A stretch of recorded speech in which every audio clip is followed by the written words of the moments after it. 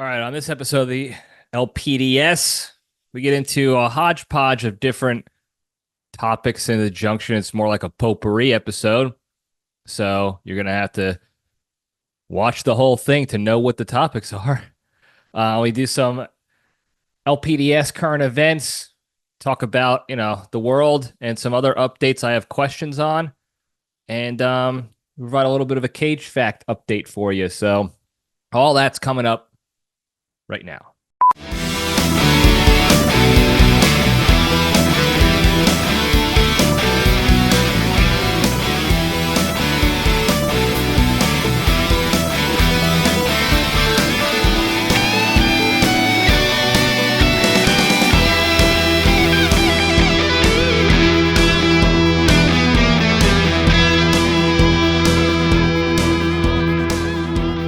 All right, Jabronis, we're back.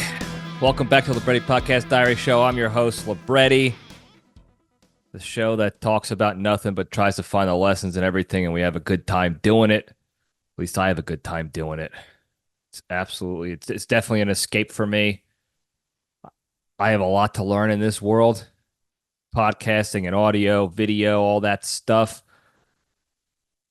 So it keeps me busy and something I enjoy learning about and doing. So I have a good time, and I hope you guys do too. If not, tell me about it. Bitch about it to me. Get mad at me about it. But do it in the hotline, 202-670-1114. Let me know in the hotline how you really feel about the show or the sponsors or the topics or the opinions that I often forget as soon as I release them from my brain. So anyway, not a whole lot going on. Hope everybody had a good week. Not a whole lot going on for me this week. It was a great start to the week. Actually, it was a great 95% of my week previously on the work week anyway. And for whatever reason, around noon, Friday came along, and I just lost my mojo. It was just like in Austin Powers. I think it's Austin Powers 2, when they take the syringe and take out his mojo when he's being cryogenically frozen or whatever it is. That's what it felt like. I just got drained out, so to speak, and mentally and emotionally, I didn't have it there. It just wasn't there, and it was just a blah end of the day. It was a sort of a disappointing way to end the week because I had a lot of things going on during the week that were positive and productive. And then this kind of hit, and that's what annoys me so much. And I have to feel like other people get the same way too. When you have all this forward progress and good things are happening, and then one stupid thing, one small thing, one insignificant thing that maybe it's not even a thing, maybe it's just a feeling, hits in the negative, and then you get that bad taste in your mouth, and that's all you think about because it's the most recent thing, and we live in the negative so often. That's what our brains naturally tend to, flock towards. And that's a survival instinct that we do as humans. And this is not, I'm not making this up. I wish I was smart enough to make this stuff up myself and be right about it, but this is science that I have dumbed down so I can understand it, and hopefully you can understand it too. But that is our survival instinct as human beings. From way back in the day, we lived in the negative, and we were problem-centric because it was for survival. Okay, if you didn't constantly think about the bad things that can happen around you, then you were leaving yourself open for certain death, literally. By animal, by rival Neanderthal, by, starvation, whatever it was, that was our existence. So it's built into our DNA still, and our brain matter, if you will, and I will. So our natural inclination is the negative. So when stuff like this happened, it was a great week. I got a lot of stuff done for Spearhead. You didn't see it because one thing I didn't do well this week was post social media content for Spearhead, but I had a lot of good calls. I connected with a lot of people. making moves on the prospecting side. A lot of good things were going on this week. And then this last half of one day hit. And it's not like I did anything bad. Nothing bad happened. It was just the productivity just stopped. That's all it was. I didn't go backwards. It just stopped. It ended about noon on Friday of this week. And that's all that I can think about now is how disappointing it ended. And I'm trying to retrain my brain to acknowledge that, understand like my body's triggers when that happens, when I feel that way, and see what my body's doing. Maybe my heart rate goes up. Maybe I'm getting sweaty or angry or red and flush in the face, whatever the physical manifestation is of that, and use that as the trigger for me of like, oh, this is happening. That means I need to change my, the way I'm thinking about things right now and get into like solution focused. How can I get out of this funk? This is the problem that I'm dealing with. Let's focus on solutions so that I can, I don't like staying in the negative. I just don't like doing it anymore. I used to do it all the time. I still do it a lot. We all do it a lot. Again, science, it's part of us. But I don't like doing it. It's not productive for me. It's not getting me to where I want to go in my life, in any aspect of my life. Business, career, relationships, friendships, family stuff, personal, everything.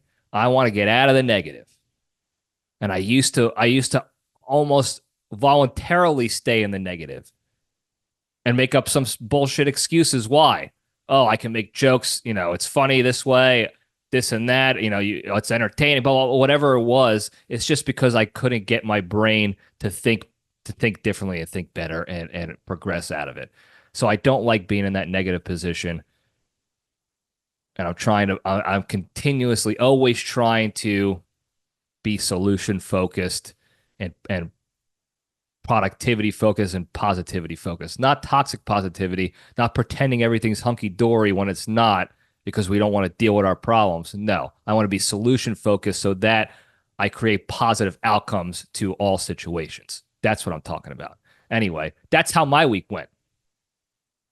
How did your week go? Let me know. Put it in the comments. Call the hotline. Let me know how you've been doing lately. Maybe you're struggling with something similar. Maybe you're having a hard time getting through some stuff as well for whatever reason. Let's talk about it. You can call up the hotline. You can DM me if you want. If you don't want it on the show, you can DM me and we could talk about it one-on-one behind closed doors. Whatever you want to do. I'm here for that. I'm here for you guys. I talked to a guy at the gym. We met at the gym. We work out at the same time. He lives down the street. The commonalities, like, here's the thing. This is not a dating situation, by the way. It's follow me here. It's the same type of process, I guess you can say, and circumstances that create gym friendships or gym relationships, dating relationships. Okay? You're going at the same time, which means probably your schedules are fairly similar as far as your work-life schedules go. So that's a commonality. You're both prioritizing fitness, physical, mental, emotional fitness, following the big three. So that's a positive commonality that you have. Okay?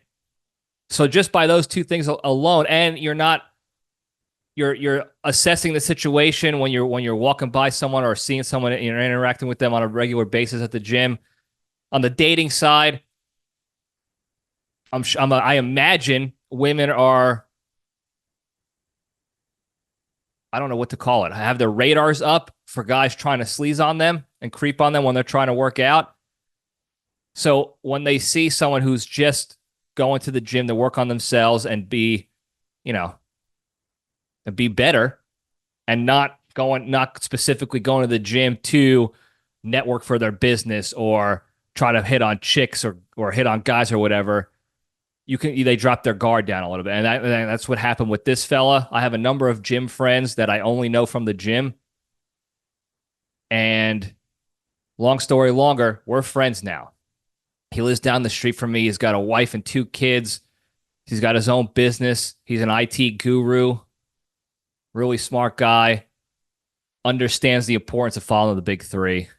That's my guy. But he was telling me that part of his problems that he has for himself are that he creates high expectations of himself. He's his own boss. So he sets the standard high, and when he's got a problem he's dealing with, even though he's got all these solutions already put in place and things are going great, if he's got one little thing at the end of his day, he says it consumes the rest of his day. And he can't sleep at night because of it, because all he keeps thinking about is, I got to solve this problem as quickly and as effectively as possible, and it's bothering me. So we talked about it. We talked through it a little bit. We're actually going to go meet up for a meal after a workout one day and talk through some stuff a little bit to help each other out in that regard. So, again, long story even longer, if you're feeling some sort of way like that, if you can't seem to get out of your own thoughts, the negative thoughts, and you want to, I'm always around. Hit me up. You can call the hotline if you want to put it out there, 202-670-1114. Or you can DM me on Instagrams. You can text me if you have my number. You could text the hotline number. I got a guy, a fan, who texts me on the hotline number, and we talk about stuff all the time now. And he's becoming a friend who I haven't met yet. So I'm open. Do it. Whatever avenue. If I could be any sort of avenue of value and help to somebody, I want to try and do that. Because I know what it's like to not have that at certain times in your life, or feel like you don't have that. And it sucks, whether it's true or not. If you feel that you don't have an outlet or the ability to talk to somebody to get some help, or just vent and talk yourself out of a funk or whatever, if you even feel like you don't have it, even if you do, it's a sucky feeling. It's tough. Okay? And it certainly doesn't help, because then you start to spiral down even more. And that's when dangerous things start to come into your brain, and we don't want that. Now, for me, I've said it time and time again. Fortunately, I have never felt that way, that dark and dangerous about my circumstances, and I don't plan on ever feeling that way. I love myself too much. I'm too into myself. I wear a tank top on this show. I'm not even, like, by standards, I'm not even big or strong, but I think I am, and I feel that way, so I'm wearing tank tops. The official uniform of the LPDS is a tank top. I love myself. So I want you to love yourself too. Okay? And if I could be of any service whatsoever to help that, I'm here for it. Hit me up. Anyway, what else we got? Moving on. We got a new trendy word, a new trendy phrase, word that I saw on Instagram. I believe it started on TikTok probably, and it is now leaking into the dating apps. And I'm sure some of you have seen it. It's just a simple phrase. Like, there's a couple of preface phrases for this overall phrase, like very stylish, very demure. And that's the big one, very demure. Sometimes I just see demure or very demure. That's the word of the day, demure, the word of the week. I still see the yappers out on the dating apps putting in their descriptions and prompts, and on Instagram, I'm a yapper. I like yapping. President of the Yappers Club, whatever. That's still going on too. But now add in demure to it. Good word. No problem with it. I just want to know where it's coming from. Who's starting this? How is it starting? How do you have that much influence? Help me. Help me learn about that. I would like to have that much influence on this, at least on the spearhead side, because I think there's value there. I don't want to have influence in a trashy way and stir up controversies and stuff. No, don't want to do that. But I want to know what your secret is. Who is in the lab behind the scenes coming up with these ideas and then actioning them to the point where they become so wildly viral and popular and trending that they're in everybody's complete social media and internet existence. Instagram, their TikToks, Facebook, they're saying it in conversations, they're putting it on their profiles for dating. It's that quick and that aggressive, and it strikes a chord so aggressively that people start turning it into a personality trait. You mean to tell me that overnight you are now demure? So it's so ingrained in your existence as a human that you have to put it in your dating profile, so people know that you're demure and you're a yapper. That's impressive. I want to know who is behind all that. And I want to shake their hand, a high five them, and find out what they're doing so that I can do it too. To continue spreading the greater, the good of the world, spreading the big three to people. I want the big three to show up in people's Instagrams and conversations and dating profiles. I would love to see that. My greatest strength, I follow the big three. Green flags I look for, the big three. You should not go out with me if you don't follow the big three. I would love to see that. How can we get there? Somebody help me identify the source of these trendy terms and phrases that become so important in people's lives. It's now their brand. They make it a brand for themselves. That's impressive. Anyway, demure. DEMURE. Demure. By the way, if you're looking in YouTube land, I think every time I slam the desk, it jacks up the wiring. So maybe the camera might freeze. I don't know. But I'm looking at the screen here, and I got these marks on my schnoz because I wear blue light glasses when I work and on the computer watching TV and stuff. I don't know if they really work. Probably not. I keep hearing conflicting reports that they actually do anything of value. I know two things, though. One, my vision is 20/20, and I've been wearing these things for years now, and my vision is still 20/15. I said 20/20. It's 20/15. I don't know what's going on with this camera. It's really pissing me off, though. 2015 vision. It's still 2015 vision. I don't feel any sort of effects of blue light. I can sleep pretty well throughout the night. Like, I'm not up, I'm up late, but when I actually go to bed, I'm tired and I sleep. I'm not up all night, high energy, like, oh, I got all that the blue light. How you doing? Stimulation. Nothing like that. So that's number one. It's my eyesight is fine. I have no negative side effects. And number two, people say I look good in those glasses. And while I normally don't care about people's opinions when it comes to my looks and appearance and stuff like that, mainly because most of it's hate, which is fine by me. So I just block it out. I don't care. Like, I usually go with what I like and what I think looks good on me for my body type, my schnoz size, whatever. What's comfortable, what's functional, whatever. But it's also nice to hear from other people that they also think it looks good. So that's why I wear them. I don't know if they work. But that being said, I have a big nose. People know that. I know that. It's not as big as I joke about. I dramatize the jokes. I hyperbolize the size of my schnoz for comedic effect. It's funny to me. But I do have a big nose. And you're looking in YouTube and you can see when I turn to the side, it's pronounced. It's big enough so that you see the whole thing like a shark fin or a sail on a sailboat, and you can see the mark on my schnoz from the glasses. That's how often I wear them. It's a big dark mark on both sides of the schnoz. Can you see the other side here? So I saw that and I was like, damn, I wear my glasses a lot. And I guess maybe I'm preparing for when I probably will need real glasses. Who knows if I will or not, but big time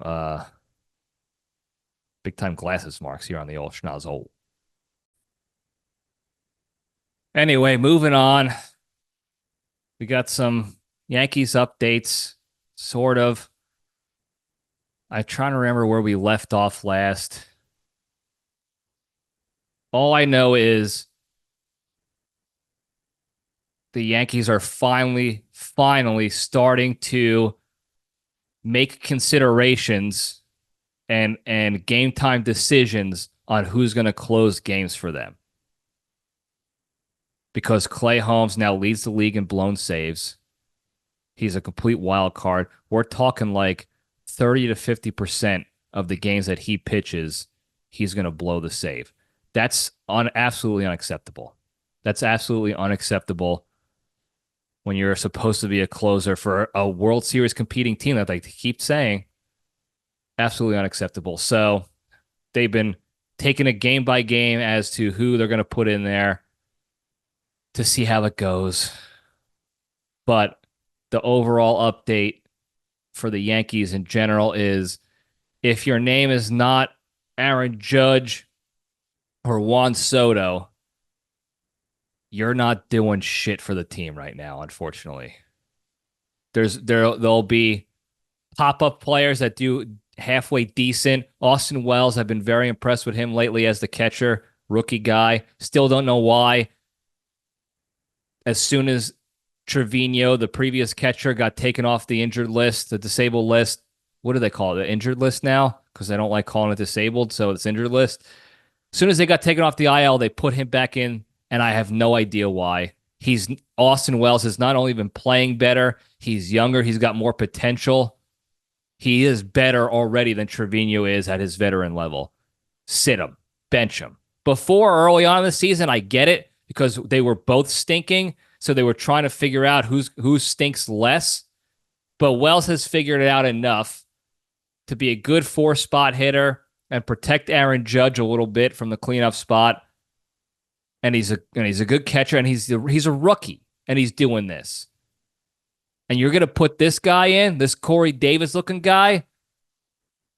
I like Trevino. He's a great player. He works hard, but he's done. He's not getting any better. He's peaked already, and he is on the downward slope. Okay? Austin Wells is on the opposite slope. He's going up. He's a rookie, and he's already at the same level, if not better, than Trevino. So I didn't understand that at all. There's no reason why Trevino should be playing anymore right now, except to give Wells a break, or maybe if they're playing a doubleheader, they split the doubleheader. Or I know Garrett Cole is super picky on who his catcher is for whatever reason. So if he wants to have Trevino catch for him, got it. Let him go. Otherwise, keep him on the bench. He's a bench guy now. Keep him there. Let Austin Wells continue to do pretty decent, I guess. And then Stanton's back. He'll hit a home run every couple of at-bats that absolutely boggles the minds of everybody in the baseball world, because there's no reason why anybody should be hitting these pitches with his swing that far, and he does it time and time again, and I love it. That's it. That's the Yankees offense right now. Judge and Soto, sometimes Stanton. And every once in a while, they'll pepper in another guy will come up with a nice hit or an RBI or whatever. Otherwise, it's just those two. It's crazy. It is the exact situation that the Los Angeles Angels were dealing with Trout and Ohtani. And there was a meme going around, a joke going around back then when they were playing on the same team. The joke was like, every headline you see out of LA is Ohtani and Trout do something never before done in baseball ever in this game, and the Angels go on to lose 8-6. Like, that was because these guys were so good, yet their team was so bad around them that they still couldn't win games. That's what the Yankees are. Except they'll sneak in a few more wins than the Angels did. Crazy to me. Anyway, that's the Yanks update.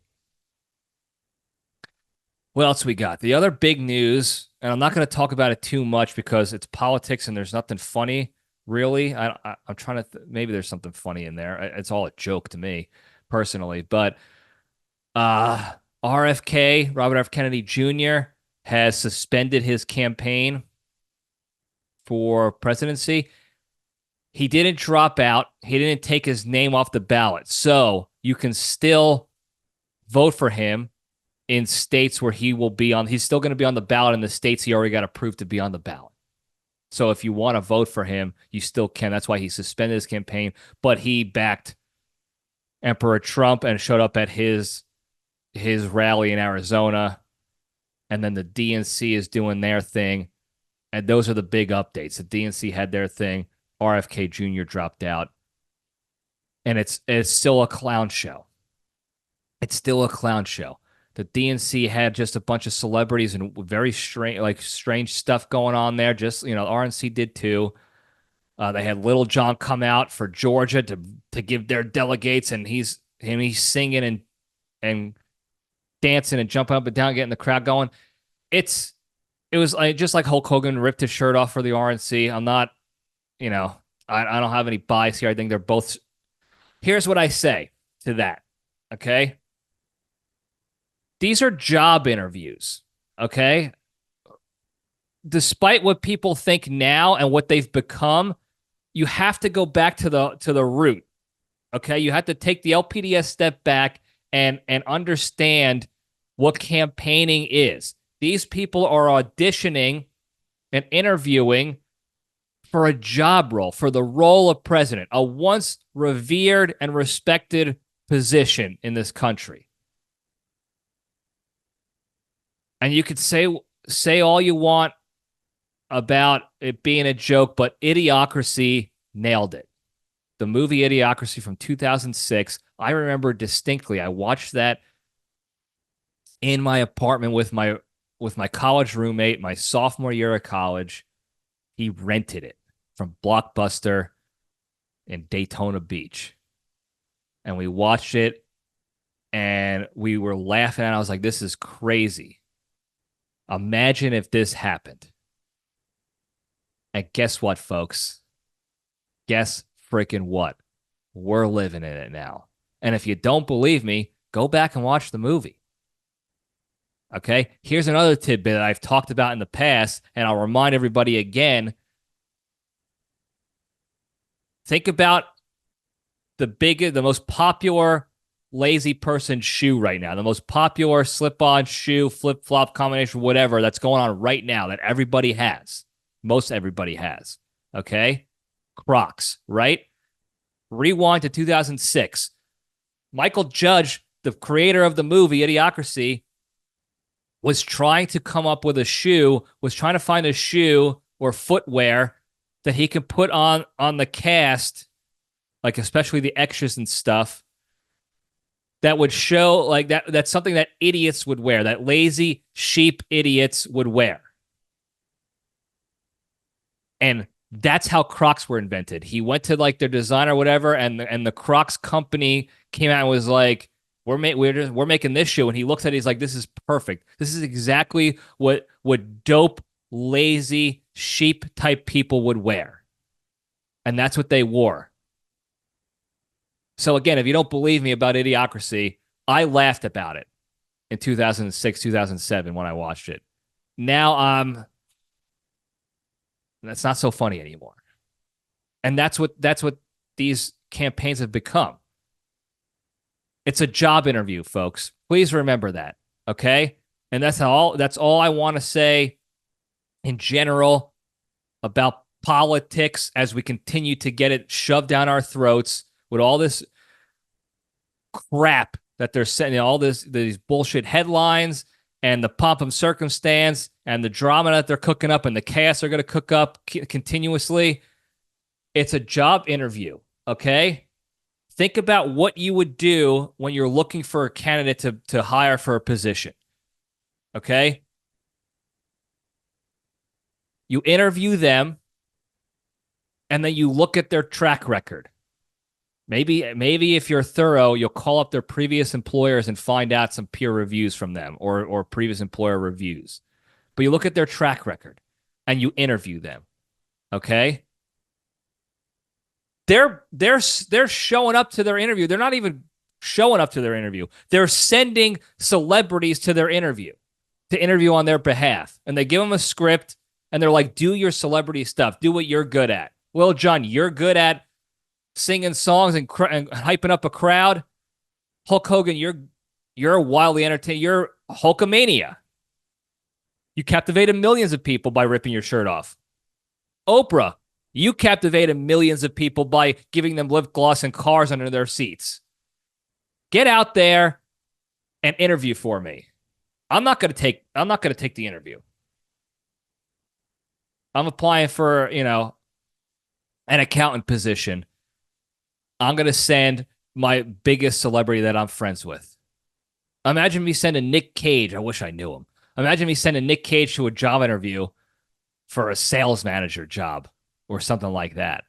And he just shows up and I go, listen, here's the role I need you to play. Take it away. Do your stuff. And that's the job interview, is not me doing it, somebody else. That's what's going on with these people doing celebrity shit like that. Okay? And nobody's looking at track records. Nobody's asking those questions. So I am imploring the people of the LPDS for stuff like this from now and every time we have an election, every time there's a vote situation where you have to vote for whoever's going to lead your local municipality, your county, your city, your state, your country, whatever it is. Be a representative in DC, whatever. Educate yourself on the position. Check and look at the track record of actions. Okay? And both candidates right now that are currently in the running have track records that you can go back to. Harris is in the White House now. She's in a White House administration right now. She has a track record. Emperor Trump was president for 4 years. He has a track record. Go look at what they actually did, their actions. Because you can't go by what they're saying in their interviews, because their interviews are just, they're shit talking each other and then they're throwing out celebrities in our faces. I would kill to be able to hire a celebrity to interview jobs for me. I would have the best jobs in the world. Nic Cage would get me any job I wanted. Nope, I have 100% confidence that he would do that. That's what they're doing. And that's, I'm done. That's it. I'm not talking about specific shit anymore as far as this goes. If it's politics, I'm doing general rants only or finding jokes. And I think this is a joke. I would love to be able to interview with celebrity testimonials instead. That would be amazing if we did that. Imagine you're hiring somebody and John Travolta shows up to the interview. And he's Danny Zuko as Grease. He's Danny Zuko from Grease. That's how he shows up.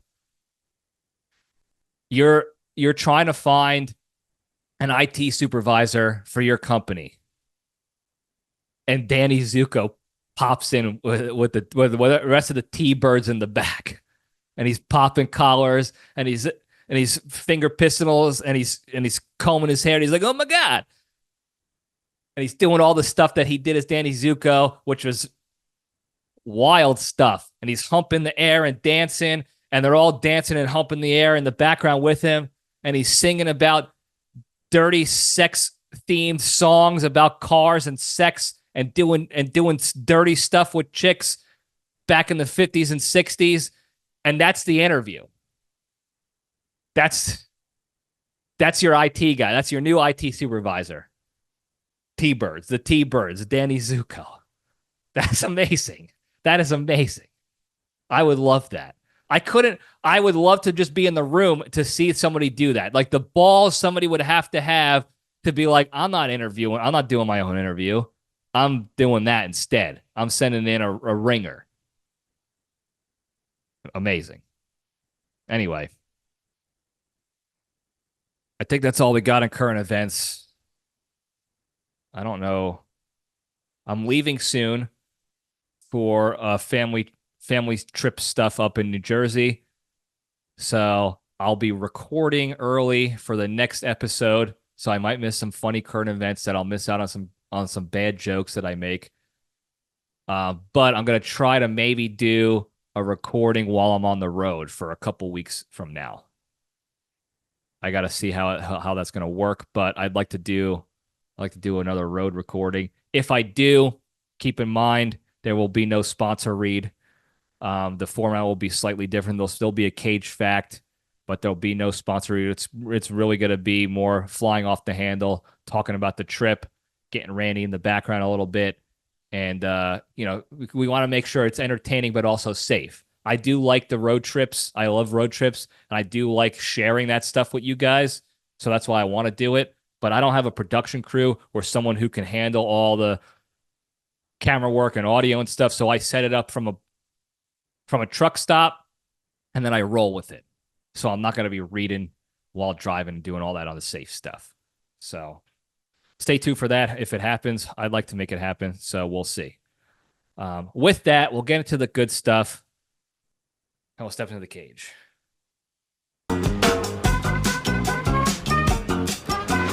Okay, let's run. All right. Today's Into the Cage segment is proudly sponsored by Dale's Dills. Hey, all you pickle poppers out there. Are you getting tired of the flimsy, soggy, flaccid pickles you've been accustomed to from the local grocery store? And you're looking for a nice, fat, crisp, flavorful dill to spice up your life? Then order yourself a Dale's Dill today. Dale uses a proprietary blend of juices and spices to create the most succulent and satisfying dill you'll ever slide down your gullet. So to finally get satisfaction from a dill today, visit www.notyourdadsdill.com and use the promo code TickleMyPickle for 29% off your first jar.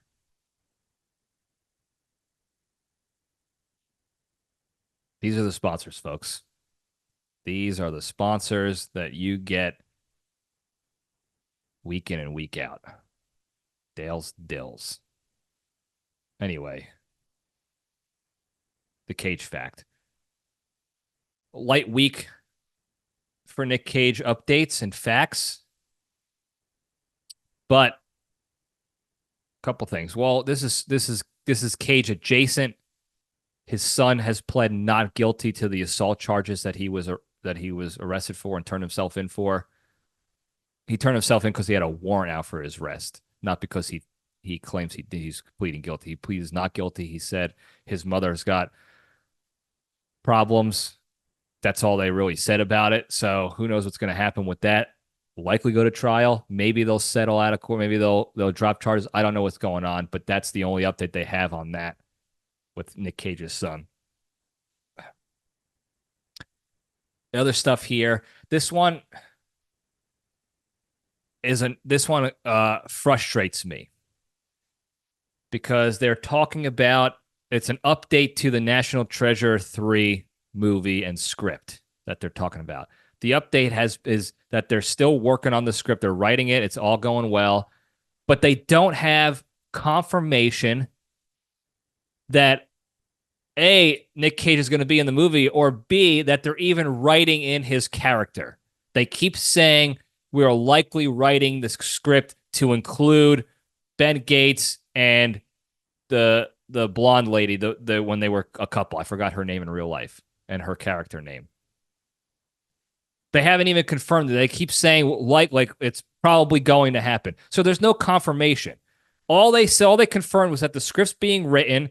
It's going to be centered more around Riley Poole, the sidekick. So I don't like that idea. The guy, Riley Poole, like the guy who plays him, he's a good actor. He's, unfortunately for him, he's typecasted. He's a sidekick. His best movies that he's ever been in are Sidekick, National Treasure, and Hangover, the Hangover saga. And guess what? The Hangover saga, he was barely in those. Every plot of those three movies, spoiler alert, he disappears right in the first 10 minutes of the movie and doesn't come back to the end. So he's a sidekick guy. So to gear it around him, it's a little questionable. And they also said that they're writing in the characters from the National Treasure TV show that Disney Plus had that got canceled after one season because it was so bad. So that really kind of frustrates me and worries me about how good this movie is going to be. And if it's becoming just a money grab for Disney because they're slapping the National Treasure name on it, and they know because it's a movie, people think Nic Cage is going to be in it, but they don't even care if he is or not because they're going to get people going anyway. I don't know. But if they don't get Nic Cage on board, I'm out. If Nic Cage is out, I'm out. So I hope they do the right thing there. The last Cage update for everybody is that if you haven't seen Longlegs yet and you don't have the ability to go to the movies, maybe you have a family and the only free time you have is late at night when the kids are asleep or whatever, and you can't find a babysitter and it's just too tough to find a time to go out to go to the movies, it's now on Amazon Prime Video. Okay? You can rent it there, I believe. You can purchase it there, I believe. I think it came out August 23rd. So if you're looking for a tremendous horror film, Longlegs, Prime Video, it's out there now. And that's the Cage facts. Those are the Cage facts for the week. Moving on over to the Junction, we'll spin the logo up. A little bit of a potpourri episode. There's not a lot going on as far as good topics and fun stuff. So we're mixing and mingling. No hotline calls this week, which is fine. People are busy. I'm terrible at reminding people throughout the week on social media about the hotline. I get it. For the future, hotline 202-670-1114. I said it 15 times this episode. I say it 15 to 20 times every episode. I'm sure people hate it already, but guess what? I bet you it's in some of your people's brains already. It's like the Menin deodorant commercial jingle by Menin. Costanza. Seinfeld reference. I don't know. What was I talking about here? Hotline. Call the hotline. We have no calls this week, but we're celebrating this week. Okay? I don't know when you're going to listen to this, but this past week, 25 August, Crazy Carol's birthday. So, my mother, Crazy Carol, she turned 97 this week. 97-year-old woman. She looks not a day over 78. So, make sure you wish her a happy birthday. She's not 97, guys. I can't keep that joke going because I know there's people who listen to this, and the first thing they're going to do is as soon as they hear 97, they're going to call my mother and tell her, hey, your son's making fun of you for being old again. And I don't need to hear that. I'm about to go home for several weeks. I don't need to sit in the dungeon listening to Crazy Carol chew me out for calling her old. She's not old. She's not 97 years old. I don't even remember what age she is. Even if I did, I'm not telling you on here. She's 29 years old, okay? She looks great. She feels great. She's still working. She's still doing crazy stuff. She's still yelling at the TV for the Yankees. She's still ready to strangle somebody at any given moment. At a drop of a dime, she's ready to go after somebody in the defense of what she feels is right and just. So if you know her, wish her a happy birthday. If you didn't wish her a happy birthday, I'm not mad at you. That's your choice. That's fine. You know how I feel about adult birthdays, whatever. Just know if you get the Crazy Carol treatment, that's why. And now it's on you. Okay? Because you've been warned. If you didn't wish her a happy birthday, it's now on you for whatever consequences come from that.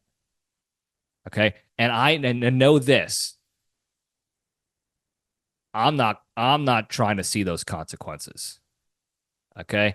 I am 1,000 miles away right now, and nobody's safe. Wish your mother a happy birthday. Wish my mother a happy birthday, too, while you're at it. So, happy birthday, Crazy Carol. The biggest story I got in my life right now this past week, and it's an ongoing situation. I may or may not have some sort of a dead animal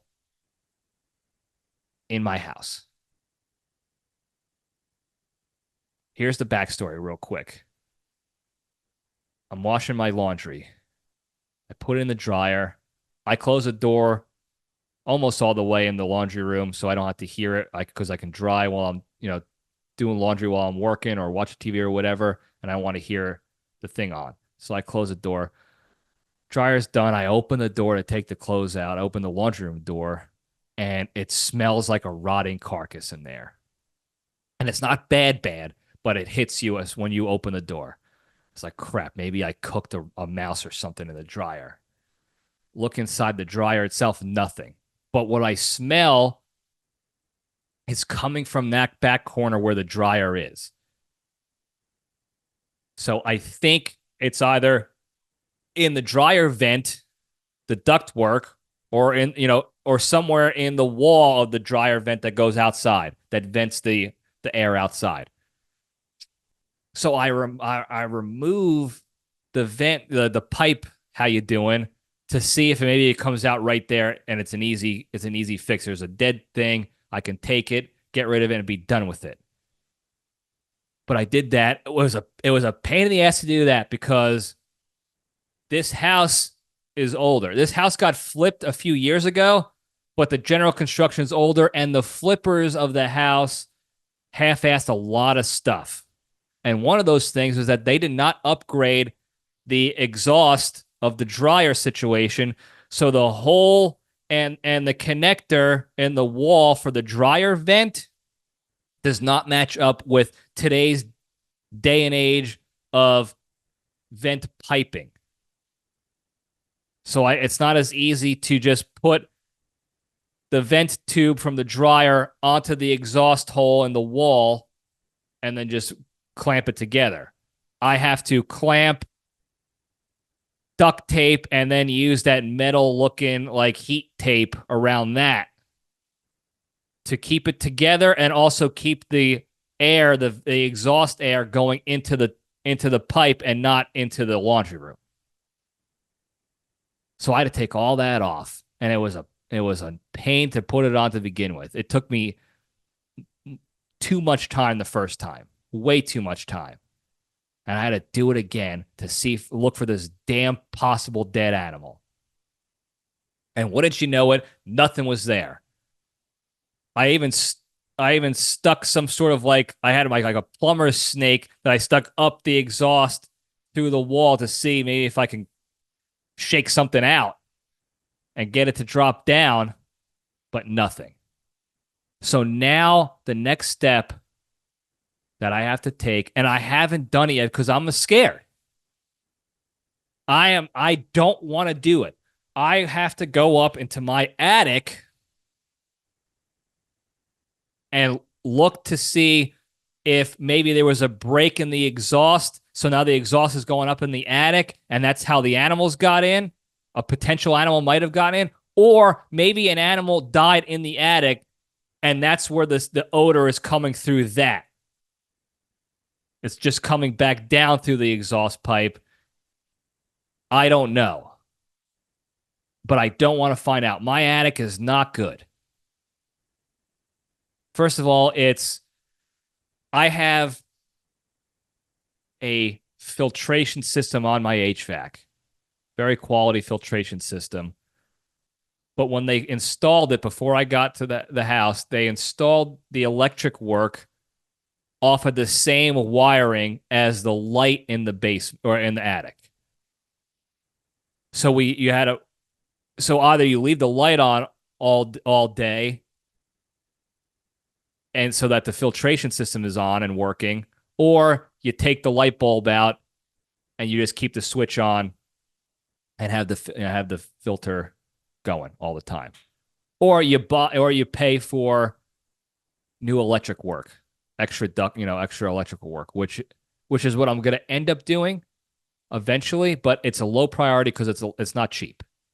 Okay, because it's a non-necessity right now, but it's an absolute inconvenience because where the light bulb would go, I have to climb to the top inside the attic, and then get on a step stool to reach up where the light is because there's no, I'm too small. I'm too short to reach up to the top part where it's at And it's tough because there's no wood planks down. There's plywood in that particular area.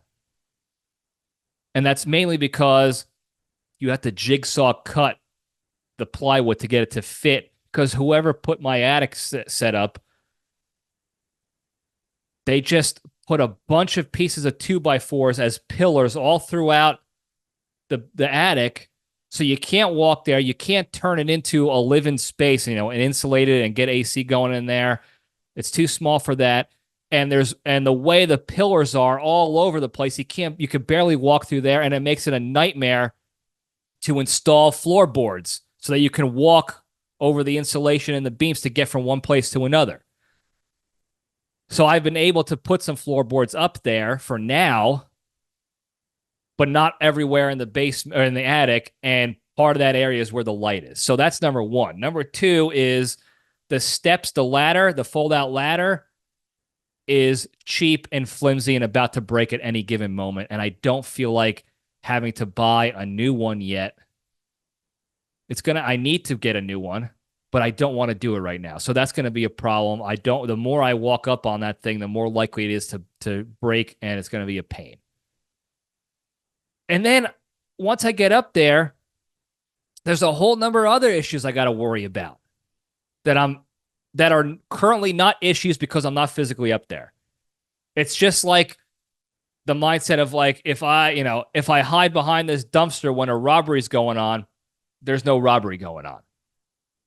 Nothing's happening because I don't, it doesn't exist right now. So that's what my mindset is. I don't go up in the attic. Therefore, there are no problems with my attic. It's good to go. But I know as soon as I go up there, I'm going to see that I need to add more and better insulation in certain areas that I already know about. I need to do that. I just haven't done it yet. The floorboards are an issue. There are some areas on the roof that I know are flimsy and could possibly be now deteriorated enough to where it's bringing leaks in. Don't want to deal with that. There could be a complete nest and hive and compound of cockroaches, roaches everywhere up there, getting ready to attack from above. Don't know that. And then there could be the dead animal there. Plus, maybe his or her family. And they're all sad, though. This animal, our papa is dead. A little raccoon papa or possum. Probably a possum because I see the possums in the neighborhood all the time. Or an armadillo. I don't know what it is. Maybe it's a cat that got up there through the vent somehow. I don't know. But there could be dead and live animals up there. And I don't want to deal with that. All this to say is to even get to the spot to investigate, I have to balance across I-beams so I don't fall into the insulation through the ceiling into the bottom, part of my actual house and creating an additional problem. So as of right now, the animal, I don't know if there's even is an animal. I just know there's a smell of what I know to be deteriorating carcass that is slowly taking over my laundry room. And I am absolutely avoiding having to be an adult about this. And maybe that's why I'm so blah Friday afternoon, because I knew the weekend was, this is your time to address the situation. And I don't really want to address it. I have to be honest with you. But I know I have to. I know I have to. I don't know what's going to, I'll keep you posted. By the time this episode posts, there could be an update. There should be an update. Will there be? I don't know. I'm still procrastinating. I'm still dawdling and being wishy-washy about the decision. Waffling, that's the word I was thinking of. So stay tuned for that. And that's pretty much all I got today, guys. Not a whole lot else going on, which is fine by me. I'll keep you posted on everything. Hopefully we make a good road episode. And if things go well, we'll have multiple road episodes because I'll be on the road a lot in my time in the next couple weeks up in New Jersey. So stay tuned for that. Excited about that stuff. I'll keep you posted. Before we go, the big three, the three pillars to staying strong and being a better, happier, kinder, healthier, more genuine human being, and spreading that positivity and goodness and health and wealth to all those around you and throughout the land. Number one, exercise every day. Do one thing each day to improve your health and fitness physically, mentally, or emotionally. So whether it's a physical workout, physical movement, jumping jacks, whatever, which also helps your mental and emotional health as well, mind you. It's a 3-for-1. You can also read a book, take on a new hobby, do a crossword, do some brain exercises online. They have the brain games online. Luminosity, I believe, was the website that had it back in the day. Or you can pray, you can meditate, you could do breath work, something to work on the emotional, soulful health and wellness. Number two, the most difficult one, I put down to 3. I meant number 2. The most difficult one, the hardest one to do, don't be a shitty person, be a kind person. And it's the hardest one to do because it's wrapped around emotions. Most of the time that we are negative in action and response to things, people, situations is because it's tied to our emotions, and also because our brains are genetically wired to trend towards a negative. We talked about it earlier, survival instinct. And then you couple that with the emotions of situations, the negative, angry emotions, passionate emotions, and then you react. And it's so difficult to stop yourself from doing that. It's a constant battle for me to stop myself from doing it on a daily basis.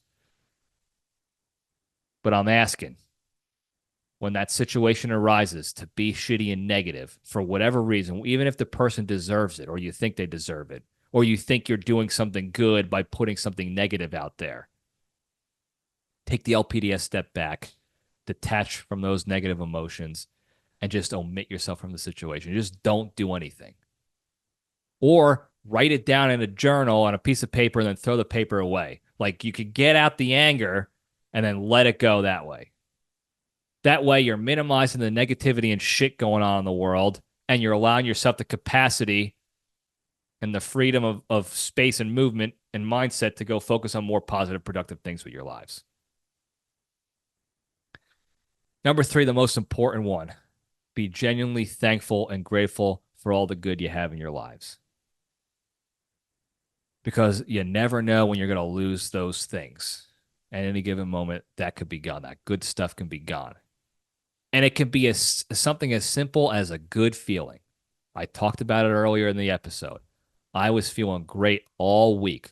A lot of productivity, a lot of good things happening in my personal life. And then for whatever reason, that feeling was gone. So there's no reason. There was nothing I can tie to it. I tried to tie what was the reason. Nope. All I can try to do was be grateful for that feeling and work to get that feeling back. Solution focus to get that feeling back. So take the time to actively think about good things in your lives and what your life would be like without that. Start with one thing a day. And that'll immediately put you in a state of gratitude if you do it genuinely. That's the key word we always talk about on the big 3. Genuinely. Be genuinely thankful and grateful. Take the time to do that. One time a day. Okay? If you're a road rager out there, if you're an angry sports fan out there, if you're an angry political fan, if you're big into politics and you get angry at the opposing people's views and whatever, think about the good stuff you have in your lives. Okay? Think about the fact that you have a car to drive in, and a country to drive it in, a safe vehicle to be driving around. Okay? Think about the fact that you have a sports team to be a fan of. And you could sit in the comfort of your own home and watch that team and be entertained by them. Or think about the fact that you live in a country that allows you to vote and have some perceived effect on who leads your country, county, state, whatever. So instead of, again, focusing on the negative of it all and taking things for granted, take that step back, think about the good things, think about how shitty your life would be without those good things, and it'll put you in that state of gratitude. And if you couple that with not being a shitty person, and you couple that with exercising every day, I promise you all, you're going to stay strong. You're going to be a better, happier, kinder, healthier, more genuine human being, and you'll be able to spread that positivity and goodness to all those around you throughout the land. Thank you guys again for tuning in. Don't forget to like and subscribe and hit those notifications and tell your friends and enemies and hit that hotline 202-670-1114. Call it in, whatever you want. I'm here for you. We're here for it at the LPDS. You see the calls that we've gotten in the past. They range from everything from questions to good advice to compliments to trolls to shit talks to comedy bits to impersonations, whatever it is. Send it over 202-670-1114. Thank you guys again. I love you all. Stay strong.